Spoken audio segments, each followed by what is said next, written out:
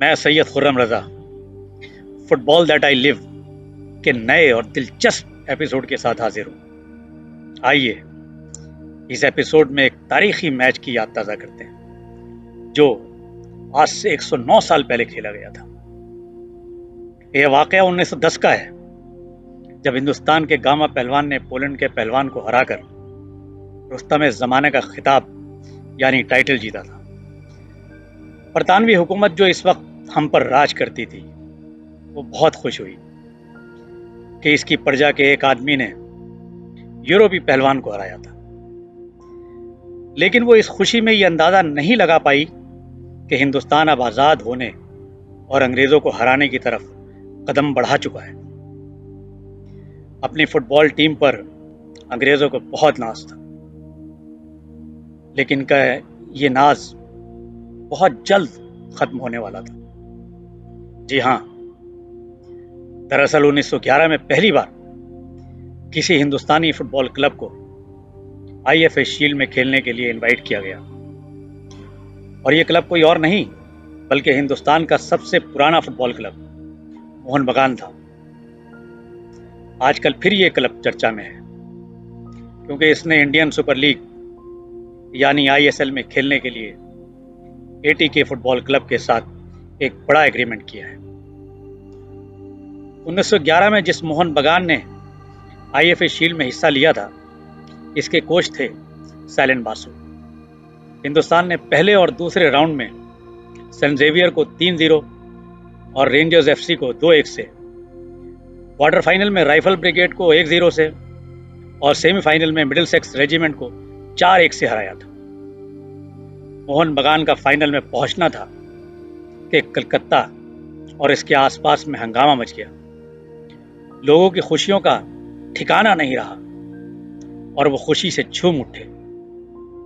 हिंदुस्तानी अवाम इस बात पर यकीन ही नहीं कर पा रही थी कि इनकी अपनी टीम अंग्रेजों की फौजी टीम को हराकर फाइनल में पहुंच गई थी। फाइनल में पहुंचने की इस खबर ने मोहन बगान के फैंस को खुशी से पागल कर दिया था।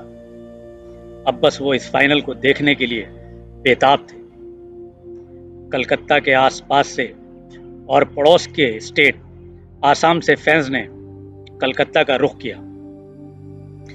आने वालों की तादाद इतनी ज्यादा थी कि ईस्ट इंडियन रेलवे ने एक स्पेशल ट्रेन चलवाई। यकीन नहीं आता, लेकिन ये हकीकत है कि इस मैच के टिकट की कीमत 1 और 2 रुपए थी, लेकिन ये टिकट उस वक्त ब्लैक में 15 रुपए तक का बिका। इस मैच में 80,000 से 1 लाख तक लोगों ने स्टेडियम में आना था, और उस वक्त के हिसाब से ये तादाद बहुत ज्यादा थी क्योंकि इस वक्त खुद कलकत्ता की अपनी आबादी सिर्फ 10 लाख थी। BH स्मिथ एंड कंपनी ने अंग्रेजों के लिए ग्राउंड के करीब वाले सारे एनक्लोजर्स बुक करा लिए, जिसकी वजह से मोहन बगान के फैंस को वो जगह मिली जहां से मैच देखना इतना मजेदार नहीं था। लेकिन मोहन बगान के फैंस तो बस अपनी टीम को जिताने के लिए आए थे। उन्हें जगह वगह से कोई मतलब नहीं था। मैच के दिन लोगों ने जबरदस्त जोश दिखाया और हर तरफ पेड़ों पर मोहन बगान के फैंस चढ़े हुए थे। ये वो जमाना था जब मोबाइल फोन और व्हाट्सएप तो होते नहीं थे, इसलिए बाहर के लोगों को मैच का स्कोर बताने के लिए मोहन बगान के फैंस ने एक लाजवाब तरीका अपनाया था। उन्होंने इसके लिए पतंगों का सहारा लिया। बड़ी तादाद में मोहन बगान की जर्सी के रंग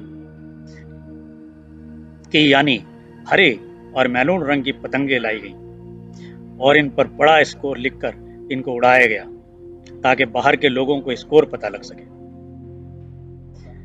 इस मैच का पहला गोल अंग्रेजों की फौजी टीम ईस्ट यॉर्कशायर रेजिमेंट के सार्जेंट जैक्सन ने 15वें मिनट में किया।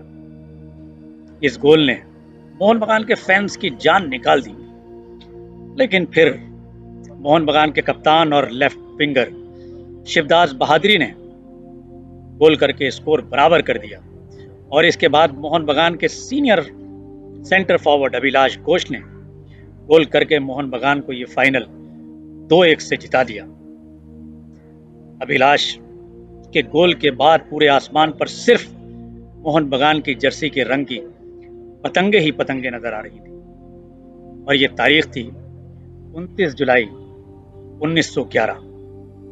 इस जीत ने हिंदुस्तानियों में आजादी हासिल करने के लिए एक नया जोश पैदा कर दिया था। अब इनके अंदर विश्वास पैदा हो गया था कि जब हिंदुस्तान की एक टीम अंग्रेजों की फौजी टीम को हरा सकती है तो फिर अंग्रेजों को हिंदुस्तान से भगाना क्या मुश्किल काम है। मोहन बगान की जिस टीम ने अंग्रेजों की टीम को हराया था वो नंगे पांव मैच खेली थी। इसके बाद जब हाथ से सिले हुए फुटबॉल के जूते मिलने शुरू हुए थे तो इनकी कीमत थी 7 रुपए 4 आना। इस टीम की एक मजबूत तिगड़ी थी जिसमें कप्तान शिवदास, सेंटर फॉरवर्ड अभिलाष घोष और लेफ्ट बैक सुधीर चटर्जी। ये खिलाड़ी भी आम इंसान ही थे। अभिलाष घोष को खेलने में चोट न लग जाए इस डर से उसके पेरेंट्स उसे खेलने नहीं देना चाहते थे। लेकिन अभिलाष की एक गर्लफ्रेंड थी जिसको इम्प्रेस करने के लिए वो फुटबॉल खेलते थे। सुधीर चटर्जी जो ईसाई थे और भवानीपुर इंटर कॉलेज में टीचर थे, इनको भी खेलने के लिए बहुत पापड़ बेलने पड़ते थे। भवानीपुर कॉलेज अंग्रेज एडमिनिस्ट्रेशन सुधीर को मैच खेलने नहीं देना चाहता था। यहां तक के एडमिनिस्ट्रेशन ने फाइनल मैच में भी इनको रोकने के लिए हर मुमकिन कोशिश की, लेकिन सुधीर को क्लब और फुटबॉल से लगाव इतना ज्यादा था कि वो रास्ता निकाल ही लेते थे। ये बात भी कही जाती है कि आईएफए शील्ड के फाइनल मैच से पहले पूरी टीम पूजा के लिए कालीघाट मंदिर गई थी, जिसमें सुधीर भी शामिल थे, जबकि वो ईसाई थे। मैच के लिए जब टीम मैदान में उतरी थी तो सब माथों पर लाल तिलक और जेब में प्रसाद के फूल थे। ये पहला वो दिलचस्प मैच था जिसमें हिंदुस्तानी टीम ने अंग्रेजों की रेजिमेंट टीम को हराकर एक इतिहास रचा था। उम्मीद है इस ऐतिहासिक मैच की यादें आपको अच्छी लगी होंगी। आगे और दिलचस्प मैचों की कहानियां लेकर आपके पास आएंगे। इंडियन फुटबॉल की एनसाइक्लोपीडिया कहलाए जाने वाले नोवी कपाड़िया की किताब बेयरफुट टू बूट्स में ऐसे कई मैचों का जिक्र है जिनको हम आपके सामने ताज़ा करेंगे। हिंदुस्तानी फुटबॉल की तारीख के बारे में जानने के लिए चैनल ज़रूर सब्सक्राइब करें। थैंक्स।